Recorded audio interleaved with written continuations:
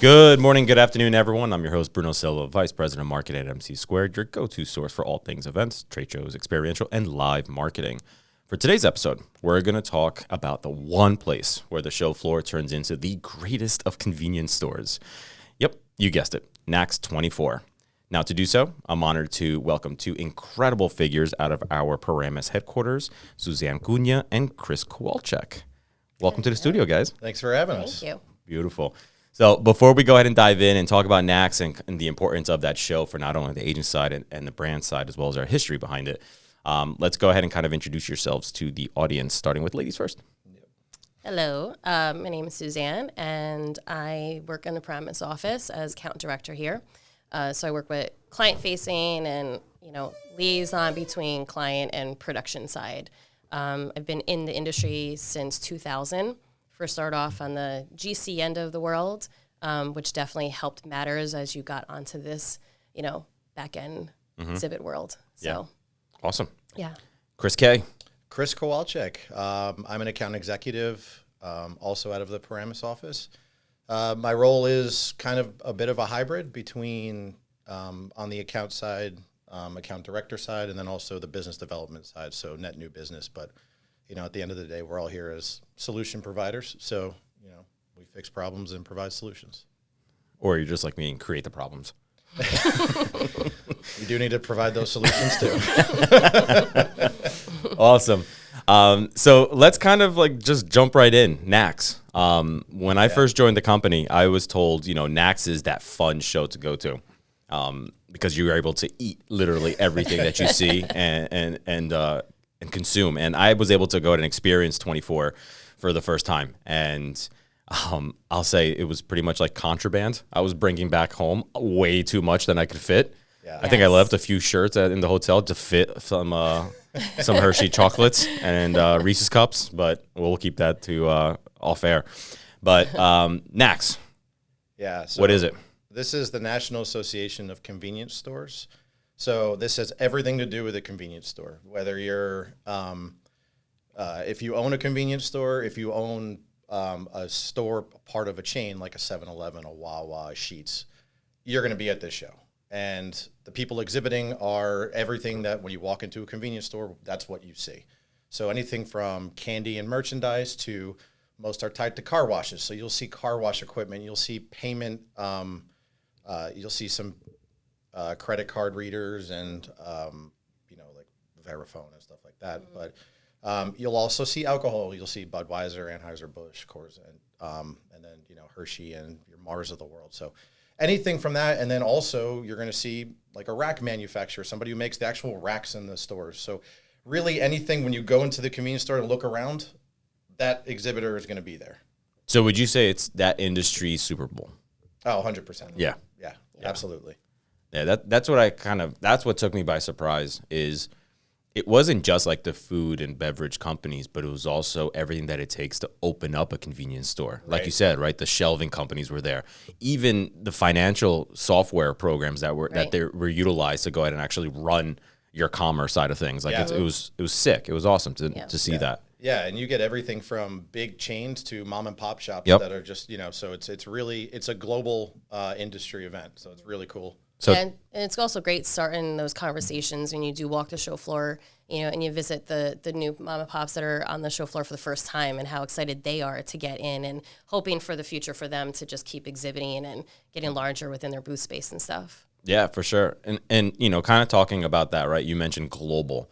What kind of reach is at NACS that brand can expect, especially for the mom and pop shop? Yeah. Who goes to NACS? Is it literally everyone and anyone? Absolutely. It's a B2B show. So if you're in the industry, if you own a store, you're going to be there. And there's, you could see walking the show floor, like attendees all wearing, their Brazilian shirts. So they come from Brazil and there's a group that's escorting the team from Brazil around the show floor, showing them there. So everywhere from Europe, Asia, all over the world, will be at that show. Shout out Brazil. Perfect. So this year was in Vegas. Is it in Vegas every year? It is not in Vegas every year. Got it. Yeah. So they just wanted to torture us this year, make it the same exact week as G2E and IMAX. IMAX. And there was another one, Grocery Shop was actually at the same time. There's about 4 to 5 shows within the same install days, show dates, and dismantle dates. That's crazy. It's pretty wild. So NACS bounces around from, it's in Vegas every other year, and it bounces to Atlanta, back to Vegas, to Chicago, back to Vegas, and it kind of follows that pattern. Which is awesome. It makes our life a little bit easier considering the fact we do have a presence in Chicago and Atlanta. It is another reason why it's the best show. Because literally, we have all the support in the world out of our Atlanta office, our Chicago office, and our Vegas office, our production facilities, I should say. So Now, in talking about our clients, was the majority of the production side done out of Vegas this time around? we did a lot of production out of Vegas.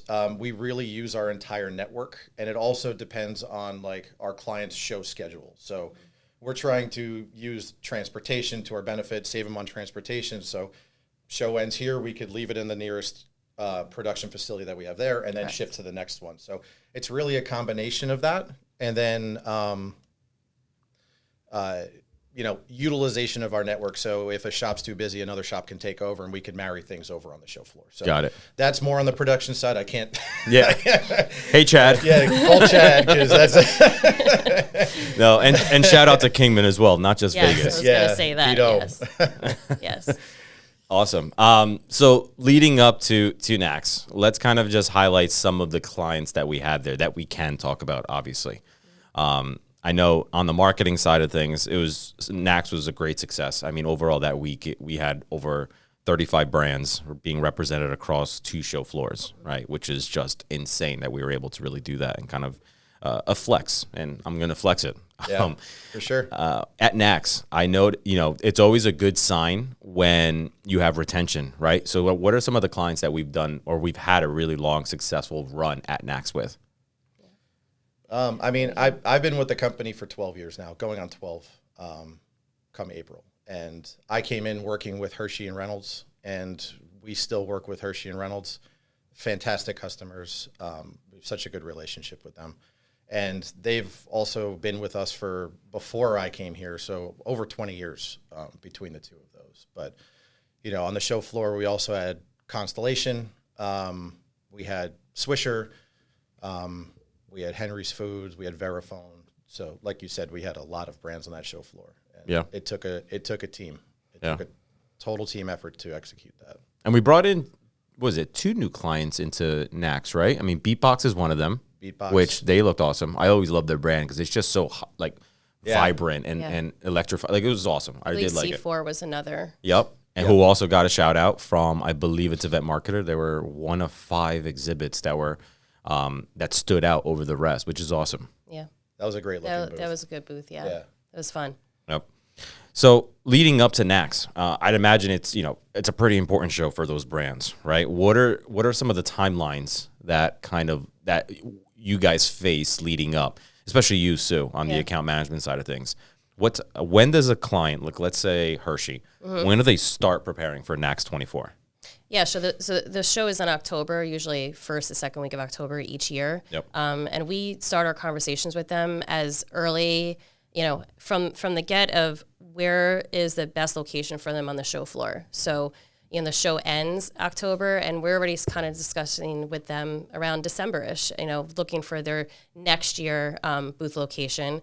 And then about 6 months prior to October, we'll really start diving into their design, discussing, once we have the booth location, what is the best way to set this booth up, for traffic on the floor, going into their booth space, getting the design, intact for them, and kind of just rolling from there. And it's pretty much it. So it is a long process. We start very early on, and I would say from 6 months is a good time frame, right, to gauge it at. Yeah, I mean, like you just said, we've already been on the call with NACS, the association, with both Hershey and Reynolds to help them pick out their booth space for next year's show. So we decided we worked together to come up with the booth size that works the best, to talk kind of high level goals of what we're thinking next year is going to look like, knowing that we're in Chicago.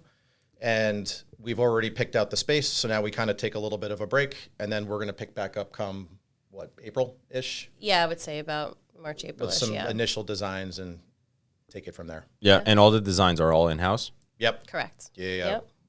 We have a couple teams. We come up with a couple of designs for each, some concepts, some rough concepts, and more exploring traffic flow and making sure everything works high level first, and then we kind of get more into the details as we go, get a little closer. Now, a lot of those, that strategic input of, where to go on the show floor and so forth, does the client bring that to us at NACS, like having been there forever, or do we add as like, their agency partner, do we add our suggestion of like, hey, we think that you should be here knowing the venue? Total collaboration. Got it. Yeah, total collaboration. We go back because we do a lot of work in all of these cities. Right. They're here for NACS, right? But we're here, we're in Atlanta, we're in Vegas, we're in Chicago. We're there all the time. So, okay, here's what things to, the ins and outs of each one of the venues themselves. Yeah. So, we talk through things and we bounce ideas off of each other. And we've had a couple calls leading up to our actual NACS call where we selected the booth. Got it. Whether there's any concern from the client with it falling the same week as like G2E and IMAX and other shows around Vegas? I'm going to say no. No, right? I mean, it honestly, it didn't even come up. We just stressed it. Got it.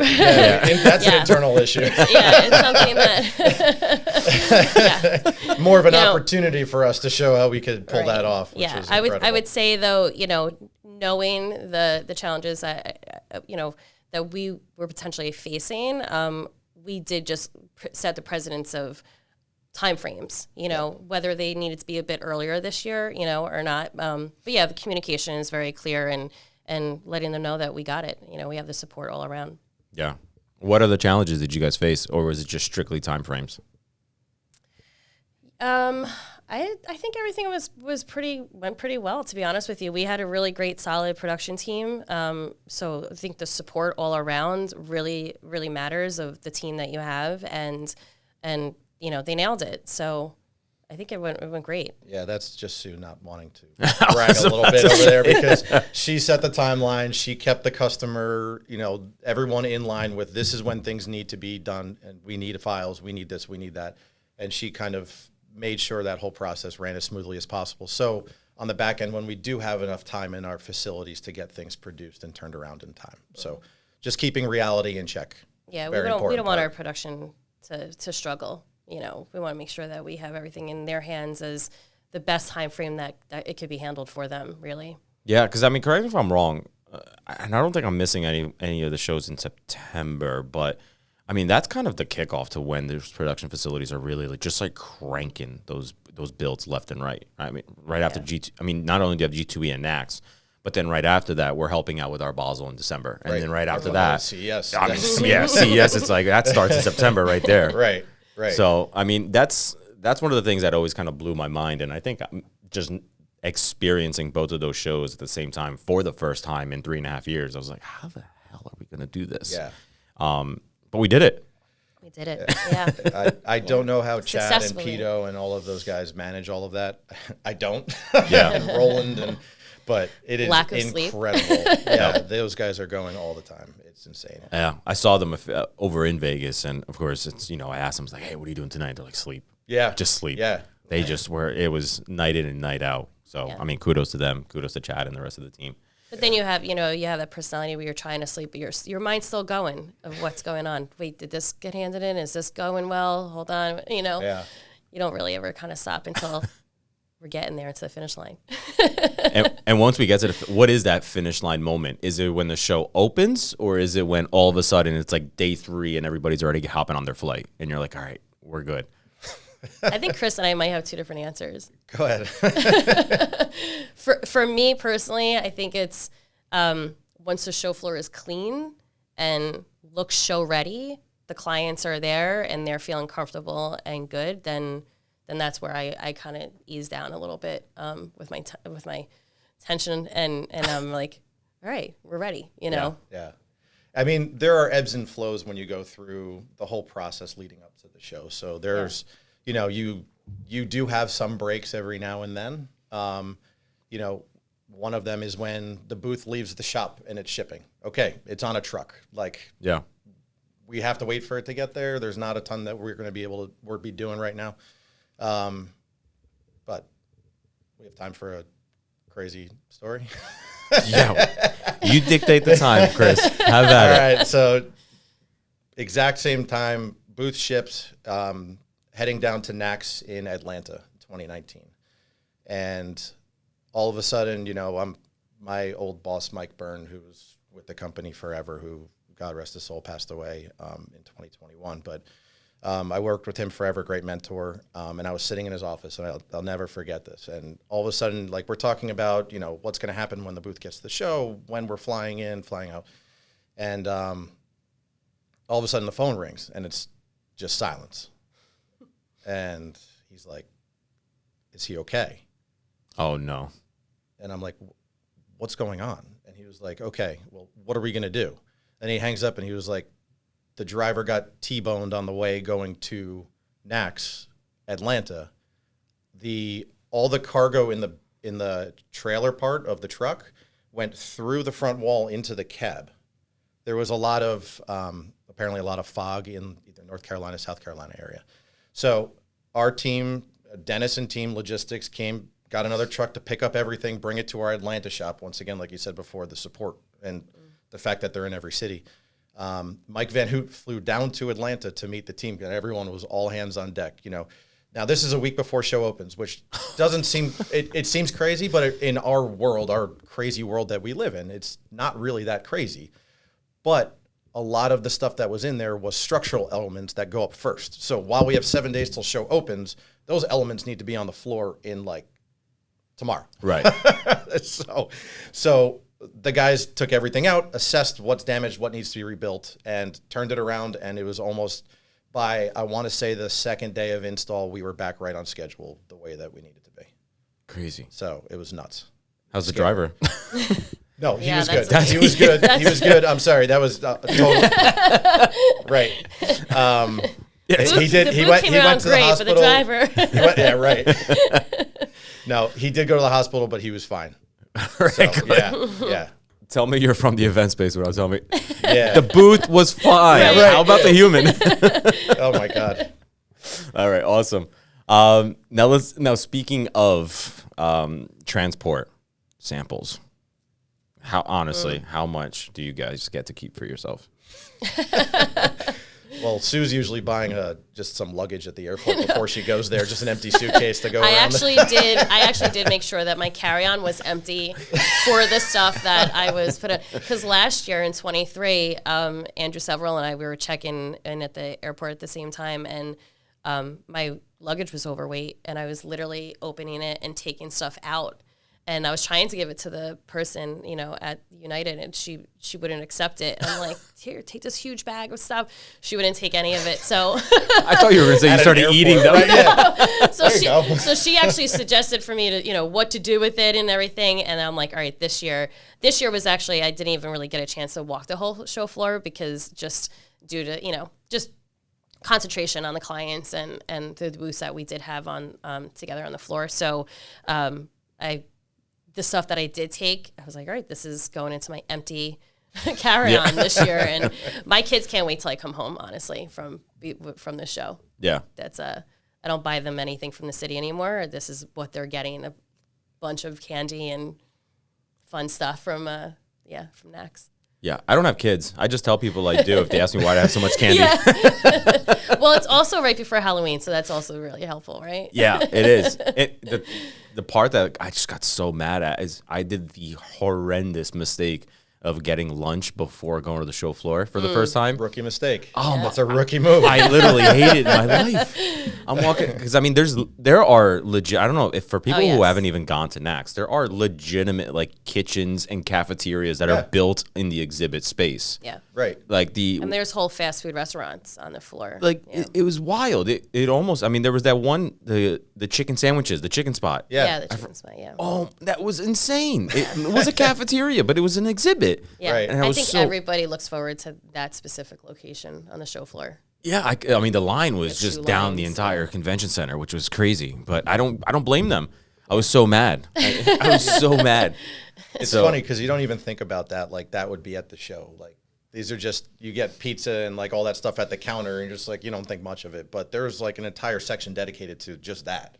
Yeah. And every one of our guys that go to the show are just like, I can't wait to go to NACS. I can't wait to go to NACS. I know. I almost felt horrible doing my expense report and putting like lunch or other Right, meals. right. It's like you could have just eaten at the show. I'm going to call out Kevin O'Connor right now because I'm going to put him on the spot. He, we always joke with in-house of the suites that he loves. Yeah. So he went this year and he's like, Sue, I don't know what to do. I'm feeling very overwhelmed right now. I don't know. There's just so much here. Well, it's funny. I remember, and I'll call out somebody, Bobby Kennedy. I remember I was at the Hershey booth, and he comes over, and he has this massive bag of candy, and he's holding it in his hand. He's like, all right, off to the other hall. Have at him, buddy. Yeah. But it's interesting because, like, when you look at, like, traffic patterns and flow of the show overall, the show opens late, so it's like an 11 a.m. It's like right at lunchtime when the show opens every day. And you go in, and the one hall where the food service and pizza and all of that is packed right away. And then the other hall that has all the alcohol in the afternoon is slammed. So you could see the crowds moving over. Yeah. All right, we're full. Let's go get some booze. Yeah. It's, and the cool part about it is also, it's just I always love the fact that a lot of these exhibits will also kind of think of the customer first, right? And like taking it away from just the samples and having events, right? Like some exhibits had Conor McGregor there. Another exhibit had Dustin Poirier. I think it was Celsius Tea. So it was, it was having that kind of that little breakout, right? I mean, like Monster does an incredible job. Monster like did. you had the Formula One simulators there, right? That was cool. And I think that was like the really brilliant part is being able to go ahead and see the kind of the brand messaging sprinkled throughout their activations that they were doing within the exhibit space, right? I mean, with Hershey, the part that I loved was just the organization of the exhibit. It was an open concept, but you were able, I mean, they literally had little breakout sessions for each particular one of their products. So it allowed you to actually walk around. And it reminded me a lot of what we do with Samsung at CES, where each little corner of the exhibit really has kind of its own focus on the product or service. And so I think doing that and having an easy flow for your foot traffic to be able to go ahead and try those samples is still kind of staying true to why they're at NACS. Right. Yeah. But that was the cool part, is just being able to go ahead and see how like people kind of made it into almost like a book reading and having the author there, or like their spokesperson in this case. I agree with you. I mean, I think one of the, for me personally, I can't wait to get to the show floor just to see what the brands are doing. Like, how are they really representing themselves this year? You mentioned Monster. It's like that, when I saw it last year and for the first time actually like seeing clear LEDs, for instance, in person. And like that was such a cool look to me, that then being able to take it to your clients after that, with their exhibit designs and ideas and saying you could incorporate this into your booth and how this will look and how you would stand out in this way. You really get the ideas bouncing in your mind as you walk the floor and seeing really what's out there, what could be done. Right. And speaking of that, without actually calling anybody out, how much of that happens afterwards? Like, did you see so-and-so have that cool LED? We do. That image mapping. I need to have that in 25. Does that happen? It does. And that's why our designers go to the show. Yeah, designers and strategy, and take a look at what's the latest and greatest in technology and how other brands are presenting themselves to their audience. Right. Now, with Hershey, that was a really cool story when I first joined, because I joined, right in the middle of peak pandemic. And that, I believe, correct me if I'm wrong, that's when they were going to roll out their brand new exhibit, right? Yes. Let's talk about that. Okay. So yes, we did win the business in 2020. We kept the business. They wanted to do a new booth, so we worked our way all the way through. And it was such a challenging time because we all lived through that time. There's so many unknowns of It sucked. Is the show going to happen? Is it not going to happen? Are there going to be a lot of people there? Is nobody going to show up? Do we really want to launch this booth to 7 people? Right. Is this going to be worth it? So we went through, look, it was a capital build. It was, this is our booth moving forward. So it just made sense internally in the shop to just, okay, let's get the structure done. Let's get set. And at least we can now react to whatever way that we need to pivot, if we need to pivot. Right. So we planned on doing the new booth for a long time. And then as we were having conversations with Hershey back and forth, we're like, you know what? Like the show's going on in 21. This is going to be, it's great. We're great that we're back, but it's in Chicago. It's probably, it's Chicago in October. It doesn't have as much of a draw as Vegas in October. Mm-hmm. Are there going to be a lot of people here? So we're like, okay, let's hold on launching the new booth because they use that at another show as well, Sweets and Snacks. Those are the two main shows, the two huge shows for Hershey. That's more on the grocery side of things versus convenience stores. And so we held off and we brought their old booth back, which was still, we didn't dispose of anything. We kind of we kept it as just, here's option B, if we need to pivot. And a month out, we pivoted and we went back to the old one. And then it was just, okay, here's new graphic elevations. Here's this, here's what we need to do. And we turned that around. And that was, look, at that point in time, we were just happy to be having work on the floor. Yeah. Yeah. We were just, okay, the show's happening. This is amazing. It is great. So whatever it took, everyone was on board for anything. Yeah. Yeah. I remember walking when I went with our previous CEO, Rich McAdam, to Pennsylvania, to our production facility out there. And they were there. It was literally just containers stacked, and it's just at Hershey everywhere. And he goes, this is their new booth for next year. I was like, God. Right. And I didn't know we could store until you actually see these boxes stacked. Yeah. And Hershey do they store in PA the entire time? Yeah. Yep. It's between PA and our Arizona facility. Yeah. But yeah, it's impressive. Until you see the PA facility, you don't realize how big and robust that machine is. Yeah. No, it's impressive. Yeah. It's insane. Yeah. And I think that's their favorite part when we have the Squared Effect internship program, and part of it during onboarding is taking these students over to Pennsylvania so they actually get a full-blown introduction to what we do. Yeah. Right. And it's like the tour itself, and Chad does an incredible job with giving the I was just going to tour. mention that. He really does. He does a really great job. We were just there 2 weeks ago, I want to say, and the extensive tour that I even received from Chad, areas I would never even known were in the building. And then we had Hershey visit us, and he gave a really great tour to her as well, to our contact with Hershey. And, and she got to see some really cool things as well that we were getting ready for CES, I want to say. He does a great job. Yeah, all the stuff for CES is getting ready right now. And then shout out to Bob Volker for installing the golf simulator in our warehouse. So we hit a couple of balls. There you go. Perfect. Got a little lesson from Chris. Yeah, that's right. Now, in talking about storing a lot of their elements, that obviously, correct me if I'm wrong, not only does it have a financial like an upside to the client, but it also has a sustainable initiative behind their show floor presence, right? During their trade show campaign throughout the year. How important is that to Hershey? I would say very important. Look, we approach it from a holistic way when we design the booth, and we look at their overall show schedule. Yeah. And, it's not that you're using this once and it's done, we're throwing it in the garbage. We're using it once. Okay, how can we repurpose this to use it for this show? What do we have in inventory now that, hey, you have a new event, you have a new show. Okay, let's use this, let's modify it a little bit and reuse it. So everything's being used over and over and over again. And then with a combination, we always have, we have our rental materials as well, our Thunder structure and our EcoFlex that we can use, that we can just add on elements to existing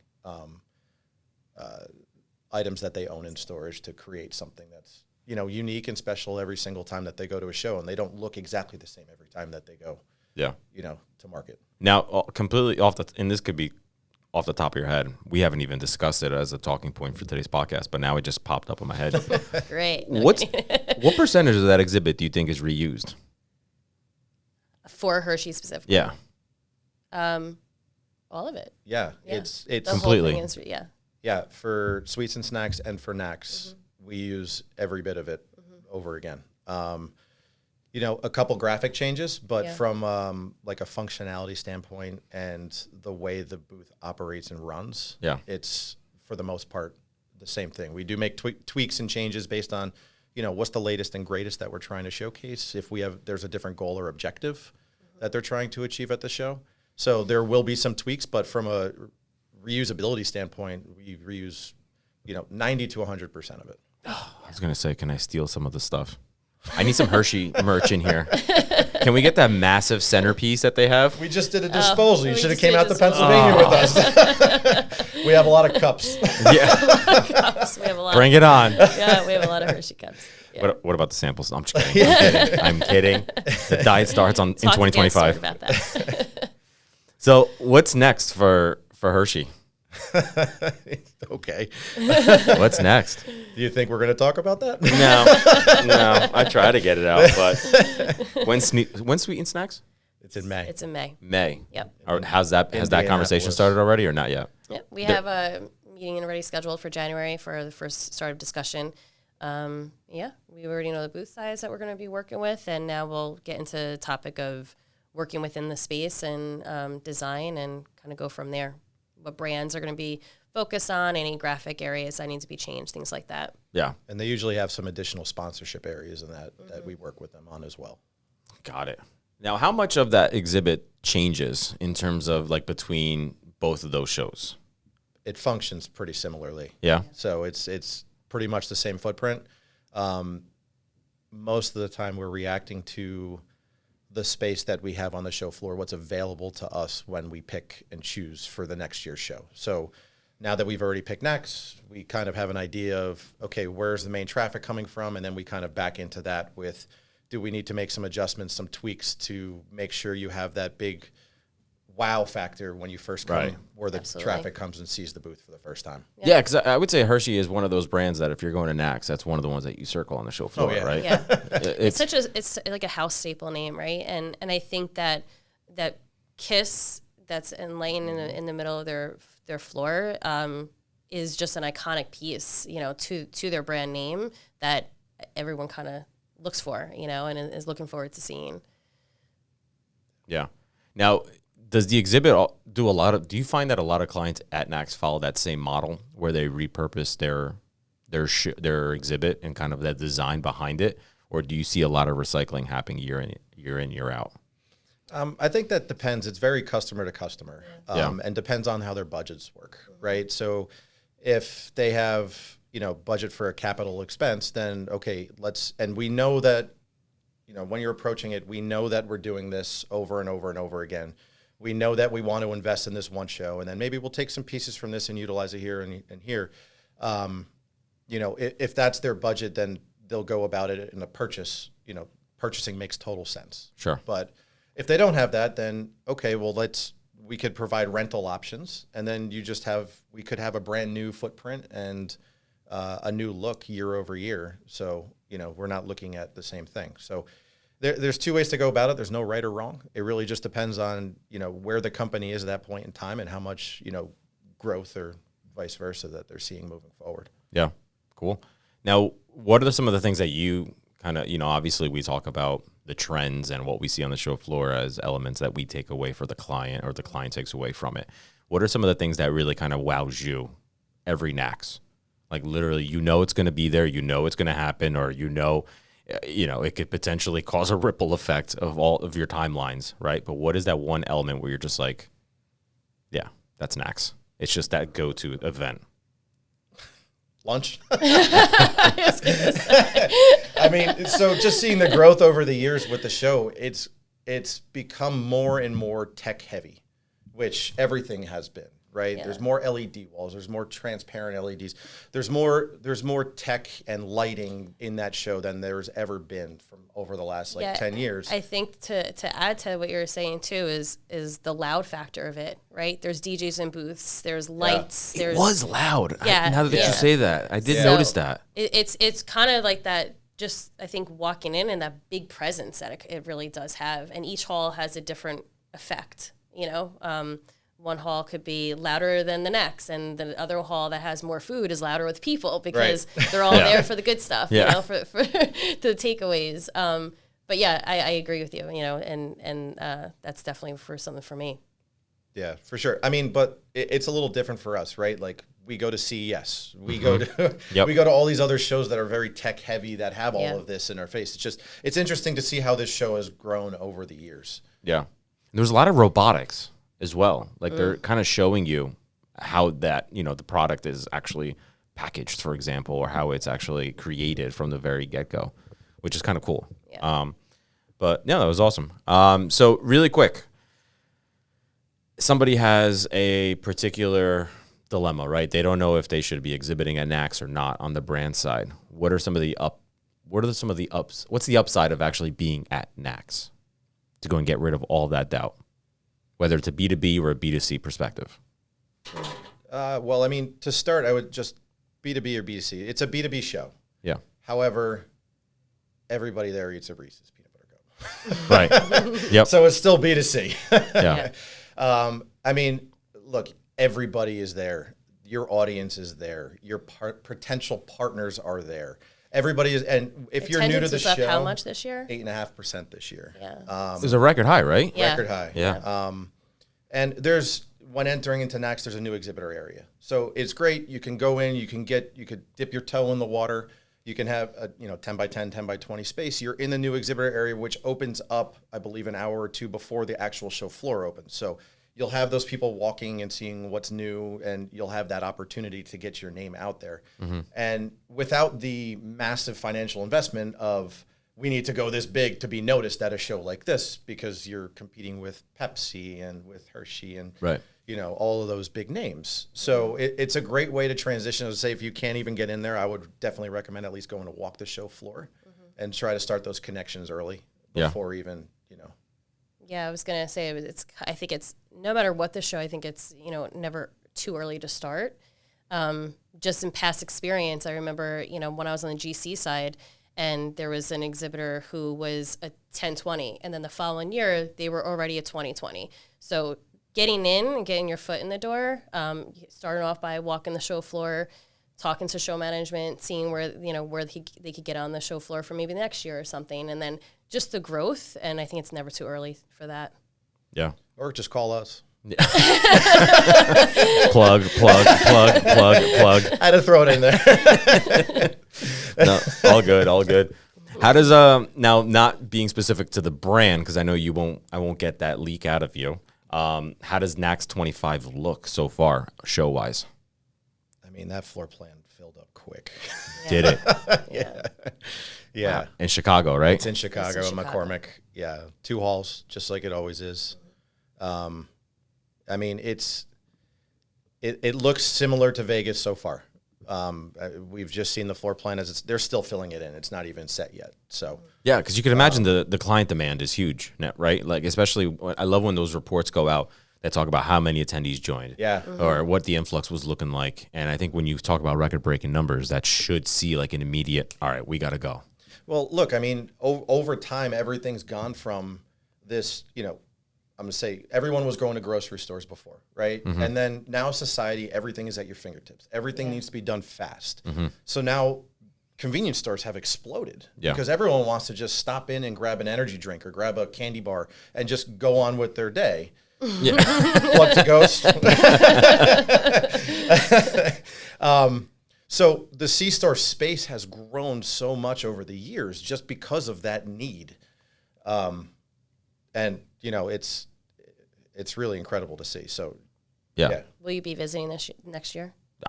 Listen, I need to get through CES How many calories first. did you eat, Bruno? I would love to go again. Don't eat breakfast or lunch this time. No, really. I don't eat at all. I have to starve myself a week beforehand. But Yeah. no, the only yeah. difference is we'll be colder for sure in 25. Well, that's what I was going to say. That's the only Yeah. downside to being in Chicago. It's such a great city, but it could get cold. It sucks. I'll say it the way it is. I could lose listeners. It sucks. No, they've grown up the convention center area so much. The convention center is great.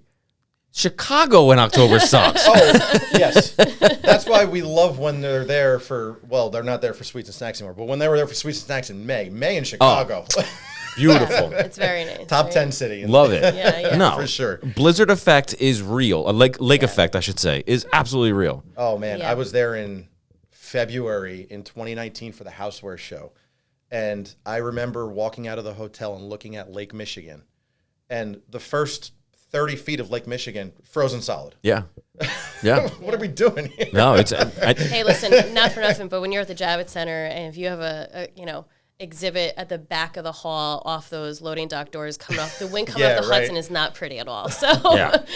Well, that was like CES earlier this year. I almost said last year, but earlier this year. Yeah. It was, remember, I don't know if you guys were there, but they had the loading docks open. Yeah. And Vegas was freezing. Every year. It was the coldest. It was like the coldest, right? Crazy. It was insane. There were people walking around with winter hats. And I had just left New York coming to Vegas. You would expect it to be like a little bit warmer. No, it was miserable. It could get cold over the new year there, especially since we're starting, the guys start around Thanksgiving. And it's free rig there, yeah. And it's crazy that most of these, like when they're doing setup, it really isn't that temperature controlled because you really can't. You're throwing money out the window when the loading docks are open. Right, the doors are open. You have to bring stuff in. So it's horrible. Yeah, you're fighting the elements for sure. There's nowhere to go. Yeah. And then it's also not always fun in the summertime either because then you're very hot. So you can't really win. Until the show opens, then you know you're going to be good. Loading docks are closed. We're ready to roll. So that's always a fun challenge. And I remember a couple of years ago at NACS with Hershey specifically is, it doesn't make sense to turn the AC on and spend all of that money with the loading dock doors open. But also, at what point do you take your chocolate out of cold storage to put it out because it's going to melt right away? So we can't balancing those out, and they've done a better job starting the AC a little bit earlier and allowing us to get samples out earlier. But that was a real thing where we were waiting for a morning of the show open to start loading everything in, because we couldn't have everything melt. Right. Nobody wants melted chocolate. Right. It's annoying. No. Especially when you're walking the show floor with like a white carpet. No, it's great. And obviously, all joking aside, Chicago's a great city. I don't want to anger anyone. I just had the worst commute ever coming out of Chicago once. We went to go Peoria, Illinois to visit one of our clients. Yeah. Was I with Bobby? No, I wasn't with Bobby. I was with Tom Newhouse, Rich Tommy. McAdam. Yep. I forgot who else joined us, but I hate flying. So flying a propeller plane from Peoria to Chicago in the winter while there was a lake effect blizzard happening. Nope. Midway or O'Hare? Huh? Midway or O'Hare? O'Hare, which makes it even worse. Yeah. O'Hare is not a good, I'm with you. I used to be really, really horrible fear of flying. Yeah. Bad. Really? Were you? It was really bad. Really that bad? Yeah, I didn't fly for over 10 years purposely because I just couldn't get on a plane. So Really? Do you know what you do for a living though? though? I'm a grown woman now. I'm a grown, I've had kids. I can achieve anything at this point. Is how I feel. This last trip makes sense now. Yeah. So Chris and I flew in, was it October, I think, or early November, and it was probably one of the smaller planes I've been on. It was only 17 rows and two seats, and we were stuck for a while on the tarmac. And then finally, when we took off, the pilot, didn't say that we were about to take off. And then we just start going. We did. All right, we're on our way. And you felt the acceleration. And then all of a sudden it went, zoom. And he didn't feel it for some reason. We got off the flight, and she was like, "Did you feel that? That was crazy." And I'm like, "What are you talking about?" I was like, my palms got sweaty. I'm like, "What are we doing? We're not even going anywhere." We just circled New Jersey for about 3 times, and so and then I felt it the whole way going to it was North Carolina. Yeah. But I feel you, Bruno, but it's been a lot better. Yeah, I think ever since starting this job, it was you just got to get over it. Exactly. You're literally on a plane almost every month, every other month at that. Now I can't wait for the next trip. Really? Like, where are we going to next? Yeah. I don't mind this going to the different cities and all that. I still hate the airport process. I hate it, especially during the holidays. Like CES, I'm just cringe. Yep. And CES is also, I think it's same thing with NACS, I would say. The amount of international audiences that go to the actual show, it's really, I don't think people actually, I think it's underwhelming to most if you're so used to it. But if it's the first time that you're at the show, you literally hear it. It's almost like I just came back from Art Basel. You hear it. Like there's different languages as they're just walking right past you. And the same thing goes for CES with like obviously the huge Asian influx of attendees. Yep. And NACS, I did see a lot of South American, a lot of, especially the Brazilian side, right? Like I'll catch that Portuguese really quick. Right. So, yeah, And I think that's something too. Sorry to interrupt, but No, like go ahead. the seeing the international foods also coming over, Right. and the international candies and things like that are always really interesting to when you do get the chance to walk the show floor to get those samples and bring them home. Because it's something you're not going to get every day. Yeah. So it is really cool to see. And I did notice this year more phones out of people just doing live streams on their phone on the show floor. Oh yeah, that's huge over the last couple of years. Yeah. Well, there's a big influence marketing Yep. wave, especially on the brand side, Right. with like Hershey and so forth. I mean, like I just said, there was McGregor. There was UFC fighters there. But now you have that other generational talent. Looking at Caesar of like the streamers, right? That started on YouTube, and now Yep. you got Twitch, I think you have this like influx of the show is growing. It is growing, and it's got a huge reach, especially on the digital side. So I think you got to match it. Yeah, for sure. I mean, there was a guy I saw walking around, Where's Waldo? And he was live streaming, and there was just a line of people around him like, get out of the way, man. Come on. Chris loves the streamers. Got places to be.